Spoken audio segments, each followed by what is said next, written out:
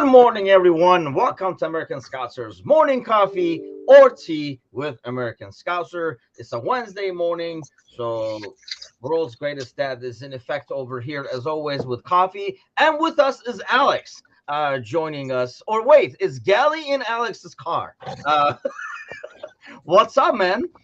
Shockingly enough, Gally has his own car, and just as shockingly, viewers can understand and learn today that Gally drinks something other than Miller Lite. What are we drinking? Are we drinking coffee or? Oh yeah, this is coffee, morning coffee, nice hot in my Yeti. I'll finish this in a little bit, and then I'll move over to water until, of course, we move over to Miller Lite at some point tonight. By noon. No, at least 12:30. My time. Well, a lot of headlines to get to, so I figured this morning it'll be more of jumping around a little bit and hitting like different ones. Ryan says coffee for him, but hey, it's only 9 over here, so wait, the beer will come. Anan is with us this morning. Good morning, sir. Okay, so let's get to some of the headlines. Let's start with this. So Luiz Diaz, so this comes up as a verbal offer. So I almost take it as they were hanging up about Fabinho. He was like, oh, you know what I was going to ask you? How about Luiz Diaz for 50? And did they just want a reaction from Liverpool to see if we're going to be like 50? I don't know. Or then when Liverpool says, I get the fuck out of here, they're like, oh, okay, I guess it's not going to happen. We tried. I mean, we talked about before about how everybody has a price, blah, blah, blah. But the fact that he's young and we just got him and he fits perfectly into the plans doesn't make it a no conversation about, regardless of price. Yeah, I mean, it's a no conversation, once again, unless a player comes and asks you to go or tells you he's interested in an offer. And then I think you think about, that's when you consider, is the fee worth the opportunity? They're not shopping Luiz Diaz. They wouldn't shop Luiz Diaz if it was Real Madrid. They wouldn't shop Luiz Diaz if it was Barcelona. But I think we have to expect. So I'm in sales. You guys know that. And like every sales book you ever read says you get, you lose out on 100% of the sales you don't ask for. And I feel like the Saudis read that same bullshit sales book that I've had to read for 22 years. And literally they're just calling every club in the world. And they're like, I got an idea. You want to sell me Mbappe? Nope. Okay. How about Verratti? Nope. Yeah. Okay. How about Kimpembe? Like before you know it, they get the tea lady, the kick guy, and some rat in the building at the Parc des Princes. But and that might be Mbappe, by the way. But the truth, the most expensive rat there is. Most expensive rat in the history of professional football outside of Neymar, and he just hangs out with him. He's mentoring him on a daily basis. But I do think that there is an ask and a no. But what did make me nervous is I always hate when local Colombian journalists, the same Colombian journalist who dropped the news that we all thought was great when they said Luiz Diaz was coming to Liverpool, and we were all like, who is Luiz Diaz? And then 2 days later, he was our player. That's the same guy who is the one reporting that his camp has heard from them and that the offer is, $30-40 million a year in salary, which scares me, not for now. But if this continues, we are going to see great players in their primes go to this league, and I don't want that at all. Luiz Diaz is going nowhere, and he's sure as hell going nowhere for half of the evaluation of what he should be worth. So does it make a difference that is, when you look at the front line, obviously we were set. I mean, we talked about this on the podcast before in terms of age and stuff. We're set for a while, like long-term moving. Aside from Mo, you probably will have to replace him, obviously, on the right side. But you have Jota, you have Nunez, Diaz, Gakpo, all young dudes approaching their prime. So does it make a difference that it's a position of strength, if you will, that they're going after? I mean, would it be a little different if we were a little bit more sold on Darwin and we were fighting to get all 4 of them onto the pitch at once? I don't think that's the case. I also think you don't send Diaz now. You don't sell Diaz now, even if you want to sell him, because his value will only increase if he proves that he's beyond the injury. And he started to do that at the end of last season. But from a financial standpoint, you ride this guy for 2-3 more years. Hopefully you even get him to sign another contract. At that point, if he wants to play somewhere else, if he is a South American with Barcelona dreams, then you sell him to Barcelona and you still make profit. If we sold him right now for 100 million, we'd barely make a profit. And to me, that's just terrible business. And if we've proven anything, why Nat Phillips is still here, we don't sell anyone unless they meet our price. Yeah, I think that's why. But it goes back to, what Anand is talking about, like attempt to make him bite on the wages and turn the player's head, similar to Henderson's situation, I guess. Turn the player's head, and I think that's like kind of like the Arab League's way of doing it. They just dangle the ridiculous, turn the head. Once the players kind of like heart is like splits in between where to go, or the head is confused, then they almost start talking to the club and be like, see, he kind of wants to come too and stuff. Not a bad strategy, but what can you do? I just don't see it happening. I took it more like they were, like I say, like as they were hanging up the phone, they were like, hey, what do you guys think about Diaz, by the way? And they're like, fuck no. It's like, okay, you guys take it easy. Like, yeah. Fabinho. Real touching up on that real quick. The whole stalling of this Fabinho handle deal overall, or possible deals, can only be bad for this team, right? Who's going to play their first preseason later today. Yeah, I mean, I don't know if there's a stall in the Fabinho. He took his medical. They sound like they're just figuring out what the payment structure is going to be. Liverpool wants all the money up front. And I read a report this morning that they're basically at this point, like a purchase order has been completed and they're waiting for the Saudi government to cut a check. Like, so it's kind of like when I have to go to a networking event and bring like a door prize, and it's 10 minutes before the end of the day, and I'm stalking the finance lady here at the office to basically cut me a check. Like, I feel like that's probably what's happening right now. They're just stalking the government, asking for a 40 million, pound check to send to Liverpool. I think the Fabinho thing is done midday today, midday tomorrow. Henderson does seem like it's a little different. There's still some real negotiation going on. So do you think we see Henderson out there playing today? I don't know, honestly. Would it mean anything, I guess? Let me ask you that way. Like, would it change anything? For me, it won't. I know you have a different mindset. You're trying to figure out how to keep them and how to rebuild it all. I personally think the barn door's open, the horse left it, and it's not coming back in. This is Liverpool posturing by putting him on the match day squad, by playing him, even taking him to camp, to make sure that the Saudi club knows that they are okay with keeping him. But I really believe it's to drive them to get closer to the 10 or 15 million that they want and to find a negotiation.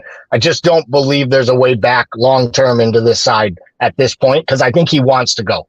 Yeah, like him playing, I don't know what kind of a sign it would be. It could go either way. It could be us basically playing hardball and saying, whatever, we're just going to play him. He's our guy. And if you do keep him and he doesn't play, then it almost looks like we don't want him to get injured. But the fact that we took him to camp and didn't care if he got injured, whereas Fab did not come to Germany and he went directly over there and got his medical and stuff. Yeah, it feels like there is something going on, and then Saito is over here in praying mode, saying Henderson might play his last game this evening. You never know. I still think, like you said, I still think there's like a door cracked open over there. Does he run through it? So does he kind of, excuse me, squeeze through it? We'll see what he does. A couple of other quick Liverpool news right here. This is why you don't just start calling a dude Polish Messi. This is what I was kind of afraid with Arda, to be honest with you, when he was Turkish Messi. So anybody who's a bit little in like stature and a good player ends up being called Messi, and most of them, there's a reason why there's only one Messi, I should say. Is this why we don't just get too excited about young guys too early? Yeah, I mean, a couple preseason matches, whether it's, Danny Pacheco or the Teixeira kid years ago. Like, there's been so many of them, right? Like, we've seen them all. Remember the summer of Suso? They came to the United States. Yeah. They played in Canada and they played everywhere. And Suso was so good and then wouldn't sign the extension because he knew he was going to be playing with the youth team. Granted, the guy's had an actual really good career for himself, playing at some big clubs like AC Milan and playing a big role in Spain. But we can't get so excited about these kids, which is the same reason I always temper and I know others are in the same way when it comes to Ben Doak, when it comes to Kai Gordon, and not wanting to hear about them as like potential role players in this side, I think you get excited about a young player when they deliver. And then they kick on. Not Ben Woodburn gets a goal in a meaningless cup game against Oldham, and we think he's going to be the next star. And we honestly hurt his professional progression by pushing him forward too soon. There are very few Ansu Fatis, right, who are ready to play senior football at 16. But maybe he wasn't, because he's struggling to find his way at Barcelona at 22. Because it's been 5 years and he hasn't been able to kind of make that big step forward. So we're seeing a lot of kids at this camp. Leave them at this camp. Let them play in the youth ranks. And my biggest thing about kids are they're like prospects, right? They're good until you need them. And then when you need them, you better hope they're great. And I don't know that this kid was ever going to be great, is my point. Sorry to get there a long way. And I don't know if it's like, and sometimes like these Messis, and as says, most of the next Messis end up being the next Paul Konchesky. And that's not the problem, I think. It's just a matter of, some of the, we lost Alex/Galley here. I think most of the issue comes to, we kind of jumped the gun, especially when these guys are like really young, around like 16 and stuff. And we're like, oh, yeah, he's going to be like the next big thing. And you got to look at the competition at that time. I think that's like the biggest thing. Oh, there's Alex back. Not the mute button. So that's the thing. It's just a matter of, I think, when they're young, especially, and they get taught us so much, you got to look at the competition they're playing with too. I think, compared to the other 16-year-olds, they're great, and then compared to the other young players, they're great. But sometimes it's about making that step, and kind of like Fatih's a good example. I mean, I think the same thing. For example, I say with like Arda Güler and stuff, and you look at Trent, and you look at other players like Trent. Some can handle that step up and be able to keep continued growth. And I think partially because it's fans and media's fault too. Like we look at the kid at 16 and we're like, he's great. Look at him. Well, yes, he is really great for a 16-year-old, but that just doesn't mean when he's like 20, he becomes Superman. Like there's a certain progression. He was already great. So his improvement is going to be a lot less than another 16-year-old who's sucking right now. So I think we kind of do that where it's like, if he's doing this now, he might have 4 legs when he's 20 or something like that. It's like, dude, he's still a human. He's still playing. Yeah, he will get better. He will get bigger and stuff. And partially, like I say, is about handling success too, and being able to play with the big boys and being in a locker room with men as opposed to with your buddies as you prepare for a game. Balagizi is gone. He signs a new deal, then goes to Wigan on loan, which these are always good for him to get experience. But is it just me that we rarely see a guy go on loan and then come back and be the next big thing? Yeah, I think there are specific types of loans. Like Harvey Elliott went on loan to Derby. It was a specific tactical choice to pick a club played in a similar style with training mechanisms that we understood and kind of jived with from the coaching and the setup there, with the expectation he was going there for 1 year, coming back and going to play a role. I think Carvalho went on loan to get a meaningful first team experience at a big boy level in a big boy league, get out of this country and get his mind right. Because I do believe they want Fabio Carvalho to be a part of Liverpool moving forward. But if he doesn't, they want the world to see him at a place like Leipzig succeeding for a sell-on opportunity. So there's 2 types of loans, right? Then there's the other clubs, right? There's like a Harry Kane who went out on loan 5 different times, and 4 of them were absolute train wrecks between Norwich, Leicester, I think Preston. Yet then he got his first chance. He became an all-time great for Spurs. So I think there are 2 kind of sides to that coin. With us, it's very rare a guy goes out on loan unless he's actually already a first-teamer, in my opinion. Like Origi went out on loan twice and then came back and found a role. I don't know that these kids that keep going out on loan, like I never expect to see Sepp Vandenberg ever wear the Liverpool uniform because we've needed defending depth at positions he offers for 3 years, and we've sent him out on loan without even giving him a chance. It's just like the kid who went to Union Berlin and then came to the Premier League and scored 15 goals. And we were like, man, I wish we had a plan B striker who was target and right through the middle and was big and strong, could score a goal late in the game. You're like, oh, wow, there's a guy at Nottingham Forest doing it.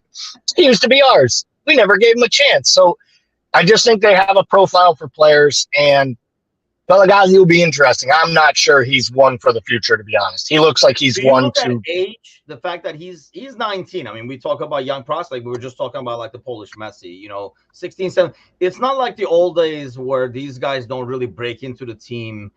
I mean, you rarely saw a young kid starts for a big club in the past, right? That age has. I should look at that. Should look that up. But over the years, that age has gone lower and lower and lower. I think now is 19 almost like at that age where you're like, dude, it's now or never. Yeah, I think it's 19 to 20, that like turning point. And I do think some clubs do it better than others. And let's be fair, those clubs usually are the ones with huge squads and enormous amounts of veteran talent.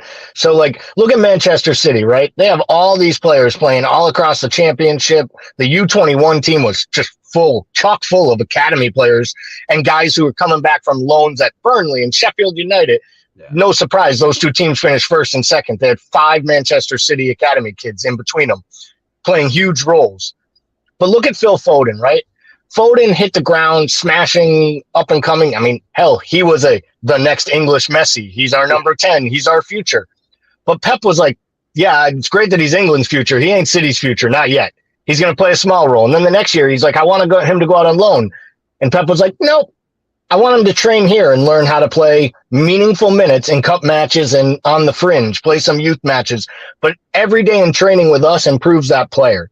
So for me, when Klopp sends a player out on loan to get experience, I also sometimes call BS and say to myself, that player also is not offering enough in training to make the senior players better and push them. So Tyler Morton can go off to Blackburn, or this guy can go off to Hearts. And you notice the really high talent ones, they don't go off to Hearts.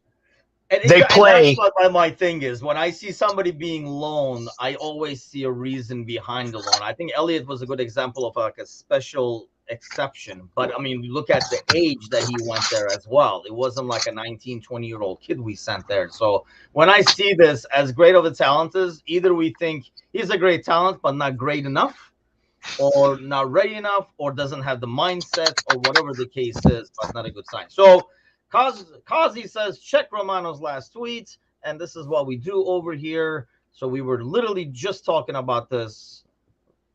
Romano says Henderson will not be in Liverpool squad for their first preseason friendly.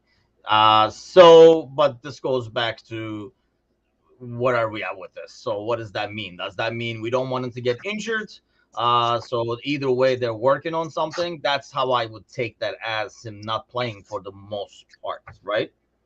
Yeah, I think there's a telling tale there, and I don't want to be conspiratorial, right? We're not going to training round pictures, though they haven't been good. Because as we joked on the pod on Monday, you can take a picture from 3 different angles and, tell whatever story you want. That being said, him not traveling with the team to the match as club captain lets me question whether he believes he's going to have much more of an involvement with this team moving forward. I've been saying all along, I think the fact he's not going to the match, to Kazi's tweet, or Kazi's point about Fabrizio's tweet, I do think he's going, and I do think that means that there probably is 2 incoming at some point in the next couple of weeks. It'll be interesting to see who. And it's almost like the final nail in the coffin for me. So, I got a couple days off the end of this week, Thursday, Friday. So I guess we're going to have to let the sadness wash away over a long weekend, I guess, because I don't expect by Monday night he'll still be the captain of Liverpool Football Club, which is weird to me because I thought he'd be the captain until the day he stopped playing football or he went back to Sunderland, one or the other. I didn't think it would be for basically a 3-year vacation in the desert. Yeah, I mean, there's a clip that we did, like we cut out of our podcast. We were like, hey, like if the Saudi Arabia League comes for somebody, it's not going to be Hendo. We were like, it'll be Thiago or somebody like that. You know what I mean? Because obviously, and I don't think normally they would. I think this is more about Gerrard getting an assistant manager / player, not really getting a player. So it's like, do you want one player is not going to fix this mess? Let me get like an assistant manager or something along those lines is what I take it as. I do too, but honestly, from Henderson's standpoint, take away legacy and social justice rights aside. And don't get me wrong, people, anyone who's listened knows I am I have been staunch against the blood money. I was hard on Newcastle, people who wanted us to sell there.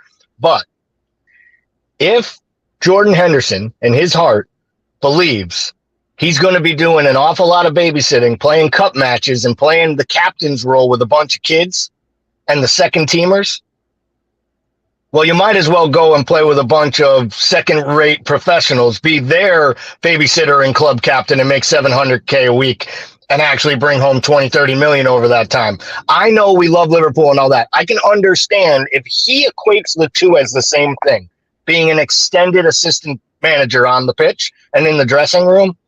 I guess you go there and take your money. And we all know he's going to say all the things, right? I'm going there to make change. I'm still going to be Jordan Henderson. My ideals are the same. And then we're going to be like, bullshit. Your ideals have broken and your bank account has exploded. Just tell us the truth.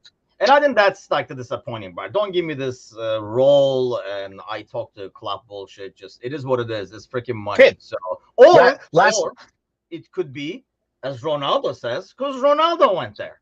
So Ronaldo. Well, absolutely. I mean, and that's why everybody is going over there. He talks a lot of shit. Obviously, he's trying to take a jab at Major League Soccer and Messi coming over here and stuff like that. So I'm going to touch up on that on our way out. But what do you make of his comments about the other European leagues? So is he basically saying, because he pretty much says, aside from the Premier League, the level has gone down. So is he basically saying, I'm just not good enough for the Premier League anymore, and I'm too cool for the other leagues? Pretty much. I mean, $1 billion. I mean, he did basically say that Serie A was dead until he went to Juventus, and now look at them. They had 3 of the 4 teams in the Champions League semifinal position. Like, he literally said out loud that, like, Serie A was dying until Ronaldo went there. Talking in the third person, by the way, which is always a huge pet peeve of mine. And, you know, I just think that it's a ridiculous sentiment. It's a ridiculous statement. Listen, if Inter Miami and Apple TV and all those people offered Ronaldo the money and the home in Miami and the lifestyle that he was offered, he'd be here. Oh, wait. He can't because there's federal charges for rape that might get dropped on his head anytime he walks inside the country. So, hey, chill in Saudi Arabia, zip the bleeping lip, because to be honest, if your team came over here to play a friendly, you'd come down with a stomach illness because, well, you'd last about 5 minutes in the clink. Yeah, I would think. I think it's just a matter of. And here's the thing: like, I really don't know. Obviously, I don't watch his press conferences or his interviews as much, but I don't know, like, what question he was asked that he answered that. Sometimes we see these headlines. I mean, we were just talking about it last week about, like, you know, the Dele Alli interview and how the media presented all the headlines out of that, which was totally out of context and what it was not all about. If you actually watch the interview. So this, I don't know if he's asked about, like, Major League Soccer, because I don't think he came out and be like, by the way, this league is better than Major League Soccer. So I guess let me ask you that real quick, though. Do you think the Saudi League right now, overall quality-wise, because of all these players they're getting, have they closed the gap, or are they going to be better than Major League Soccer at this rate because they're bringing all this talent? Have they closed the gap with big names? Yes.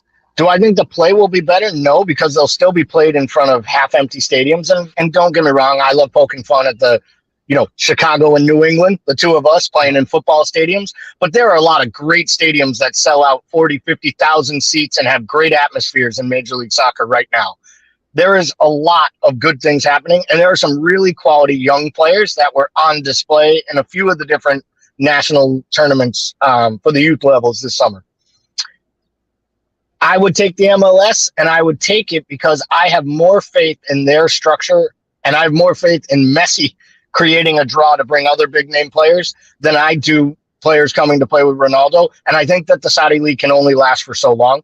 So I'd still say that the MLS is a better overall league, but I've also never watched a match in Saudi Arabia. So we'll have to see whether or not, you know, anyone picks up a single match next year, and whether or not it even becomes relevant. I personally feel like all these great players I've loved watching in Europe, it's just like they went to China, and I'm never going to see them again until they pop up at Benfica in 4 years.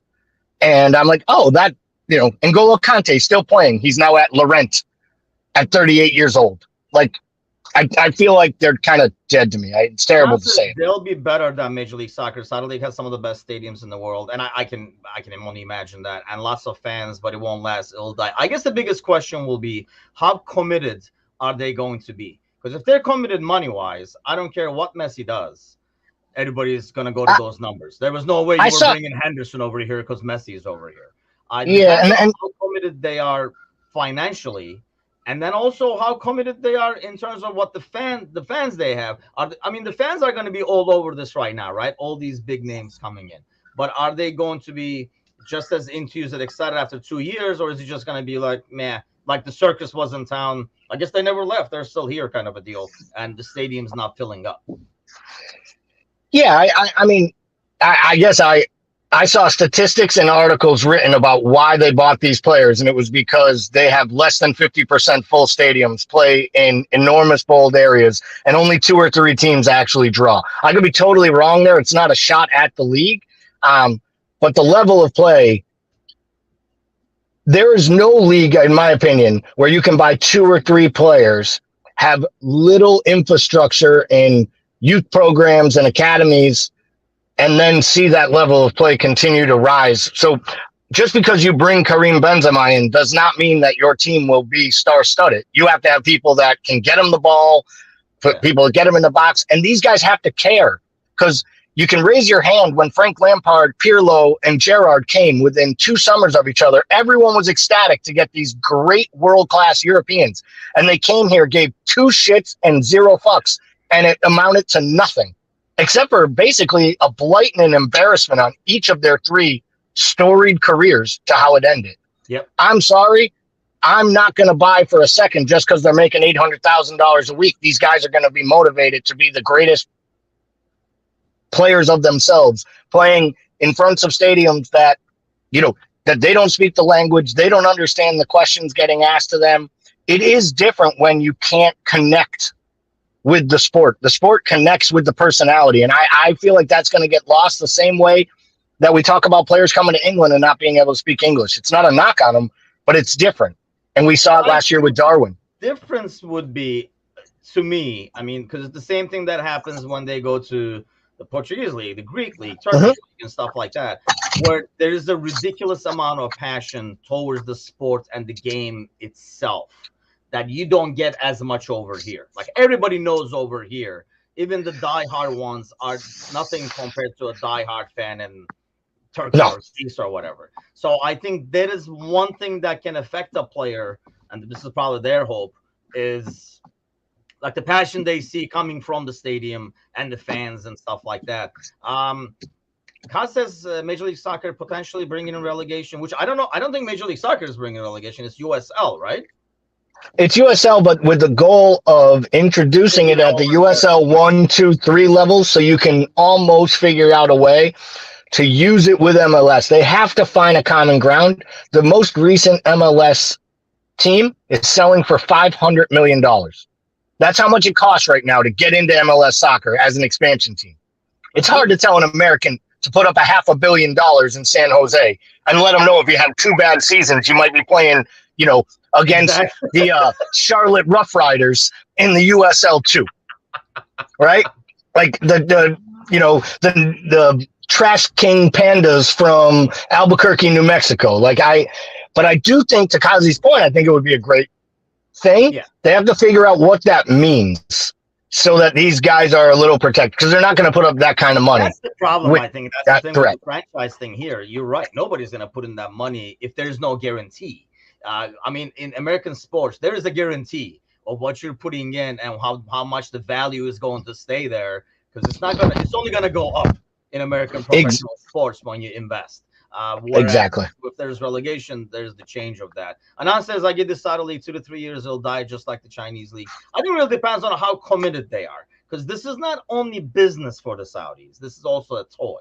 This is the same reason they buy clubs in Europe as well. They're not only buying it as an investment or money. This is also a fun hobby / toy. It'd be like if we had money to blow, we go buy a club. It's like, buying a small club just for shits and giggles because you love the sport that you're in it. Well, these guys have gazillion dollars, so they can buy whatever club and whatever player they want. I think it's just a matter of when do they get sick of this toy?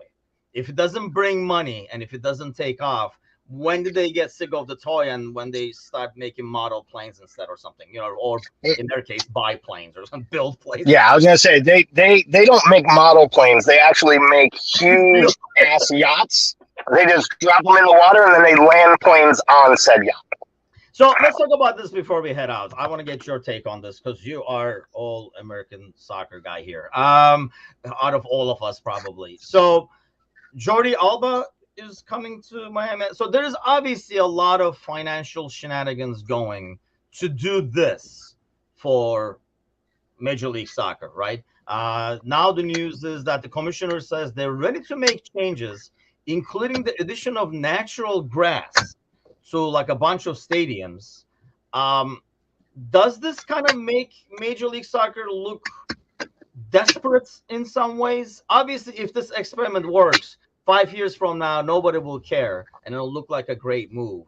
But doesn't it almost looks like peasants? Like Major League Soccer is like peasants in front of Messi. They're like, we're not worthy. We're not. What do you want changed? You want this changed? You want that changed? Yeah, everybody will chip in for you and stuff like that. I think like, oh, the financial. Don't worry about that. We got it and stuff. It's just about attraction. Does it also make it look a little desperate? Because I was just reading something today, actually in like the Turkish headlines this morning about saying they're changing the whole freaking league for one guy kind of a deal. Yeah, I can understand where you come across saying it looks desperate.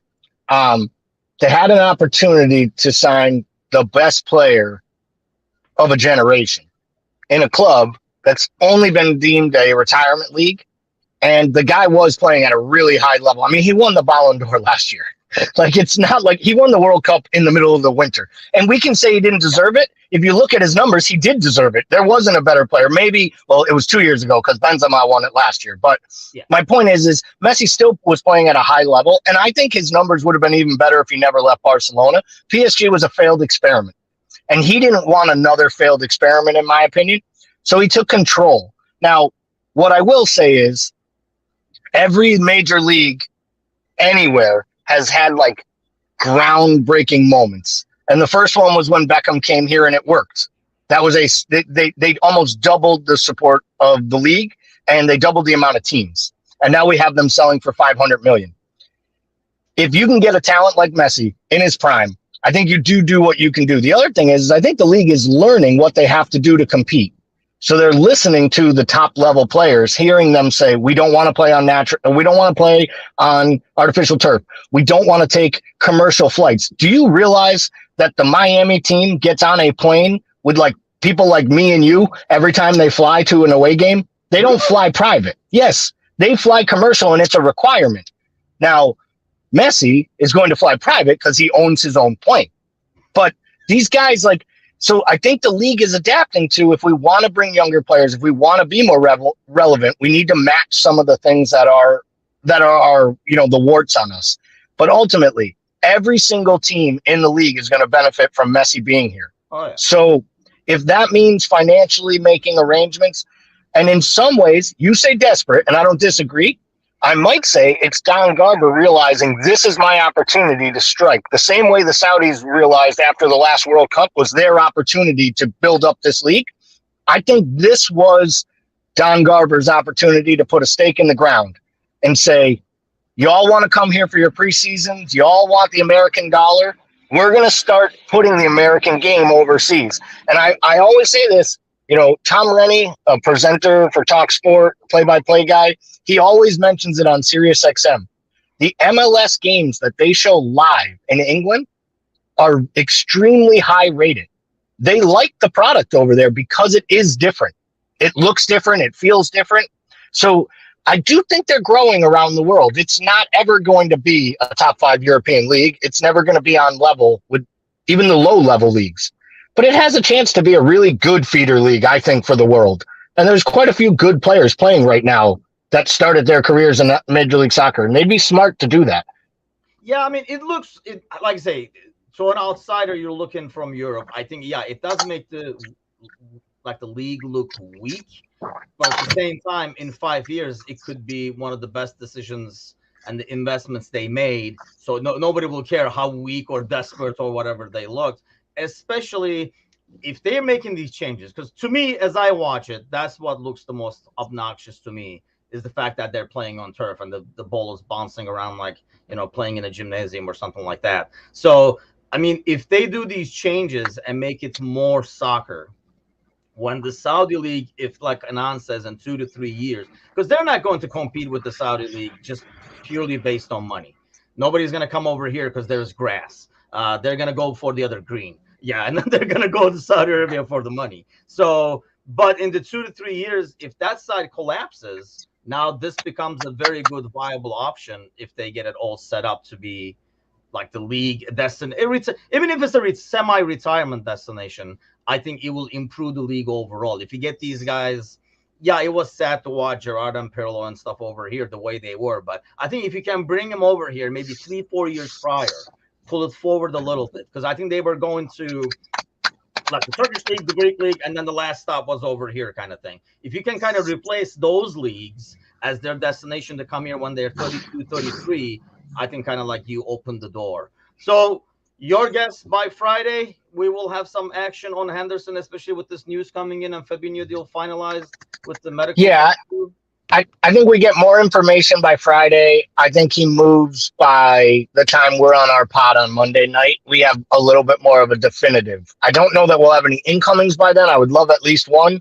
But I don't know how quickly they're going to get that sorted, because it sounds like they got fires out there with about 8 different guys. Yeah, that's another thing. Like, there are names all over the place. I think with Hendo, I mean, we were talking about a more diminished role anyway.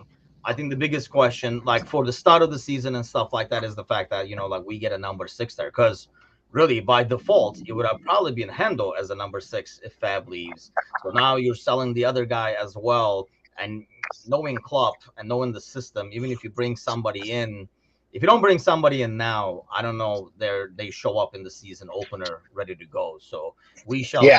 Well, I got one more for you. One quick, I couldn't email you this because, well, I realized I was getting on this from the break room 10 minutes before it started. Today marks 5 years to the day since we signed Alisson. If I asked you for your favorite Alisson moment, or which of the big Alisson moments is your favorite? Do you know one right up there? Is it the header? It is I think it's the header, just only because it hit a softer spot for me, having lost my dad. I think not only like I think if he shows up and he just scores a goal there, yeah, it's an unbelievable moment. Holy shit, what are the chances? I was in disbelief, but I think it's more about his reaction afterwards, his teammates' reaction to him afterwards. It wasn't just a goalie who came up to score a goal. That shit has happened before. It was the last second, and I mean, he was bowling afterwards. I think I watched his post-match interview like so many times. He had not talked to the media since coming back. Dad had passed. Yep. So I think that's probably why that really hits the spot for me, because I really felt that, that was so much emotion in one thing there. I mean, there are so many, like Anand says, the trolling against Everton, because that's a good moment as well for picture. Yeah, the Klopp celebration with him at midfield, where they run to midfield, and after Origi's double doink, that to me is one of the great moments. But it's more just because I remember it. The 2 assists for Mo, one against City and one against United, those were really great because they were just like cappers on those big matches. The long passes to Mo. And he made it to Mo before anybody else did, by the way. Which just showed you exactly how much that United team wanted to play for Ole at that point.